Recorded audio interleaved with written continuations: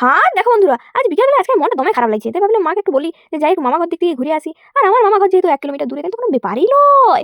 চলো তাহলে আমি মা আর বোনু একটু মামা ঘর ধার থেকে ঘুরে আসি। এই বাবা, মাঝ রাস্তায় আবার দিদি জামাই বাবুর সাথে দেখা হয়ে গেল যে। আসলে ব্যাপারটা হচ্ছে ওরা নিজেদের কাজে আসছিল, আমাদের ঘর আসবে বলে আমাদেরকে জানাই নাই।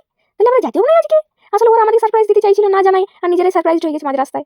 যাই হোক, ইয়ার পরেও আমরা অনেকবার করে জোর করে বললাম যে চ ঘর চ, আমরাও ঘুরে যাচ্ছি, বলছে না যাবো না, এখান থেকে দেখা করে ব্যাক করবো। এই বাবা, ইয়ার আবার কুলিয়ে পালানো তাল করছে, না না না আমাকে দুটো দিয়ে যা, আমি মাখা করবো।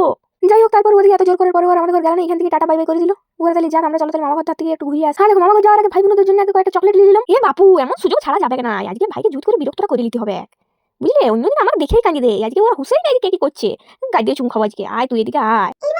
খাবি তো খা না, তবে তো সবাইকে দেখাচ্ছ কেন?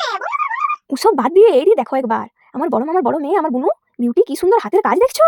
এ বাবা, ওর কিন্তু মাত্র 11 বছর বয়স। আমি সত্যি মুগ্ধ হয়ে গেলাম, কি সুন্দর হাতের কাজ। হ্যাঁ দেখো, এটাই হচ্ছে আমার বুনু, সত্যি কি সুন্দর হাতের কাজটা করেছে বলো না?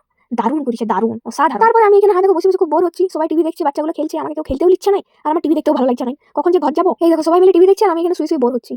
না, এবার মাকে বলতে হবে, তাড়াতাড়ি ঘর যেতে হবে, রাত হয়ে যাচ্ছে। যাই হোক, এবার ঘর যাওয়া যাক, চলো ভাইকে টাটা করে দিলাম। ভাই টাটা। ওই আমি তো ঘর চলে এলাম, তোমরা কি করছো?